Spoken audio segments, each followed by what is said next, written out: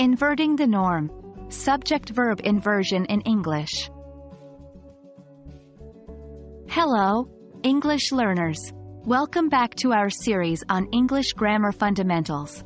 Today, we'll delve into an interesting area of English grammar known as subject-verb inversion. More specifically, we're going to explore inversion with other verbs. This topic is a little tricky, but with careful understanding and practice, you'll master it in no time. To begin, let's recap what subject-verb inversion is.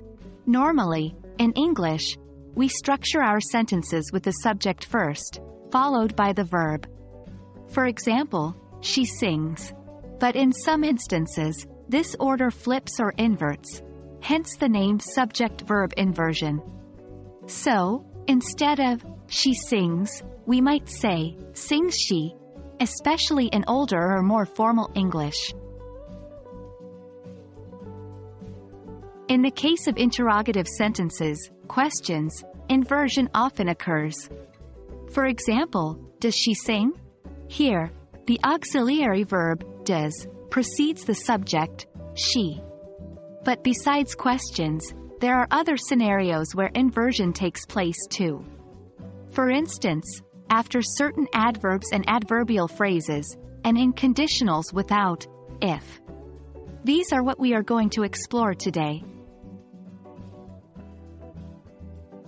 So, when we say inversion with other verbs, we're referring to situations where not just auxiliary verbs, but other verbs and adverbials cause this subject-verb inversion. This usually happens with negative and restrictive adverbs or adverbial phrases like rarely, seldom, never, in no way, little did I know, etc. When these are used at the beginning of the sentence for emphasis, inversion occurs. Let's see this with examples. Rarely do we see such dedication. Instead of, we rarely see such dedication. Never have I seen such beauty. Instead of, I have never seen such beauty. In these sentences, the adverb comes first for emphasis, and the verb or auxiliary verb comes before the subject.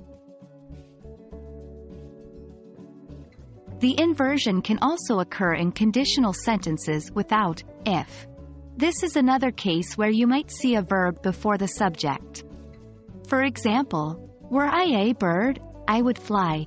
Instead of, if I were a bird, I would fly. Had I known, I would have acted differently. Instead of, if I had known, I would have acted differently. In these sentences, the if is omitted and the verb were or had comes before the subject, creating a more formal or literary tone. There you have it, folks. That's the basics of subject-verb inversion with other verbs and in conditional sentences. Remember, this is an advanced grammar topic, and it's used for emphasis or to create a specific tone.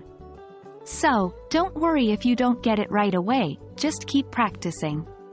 We hope this lesson has been insightful and will help you understand and appreciate the flexibility of English sentence structures.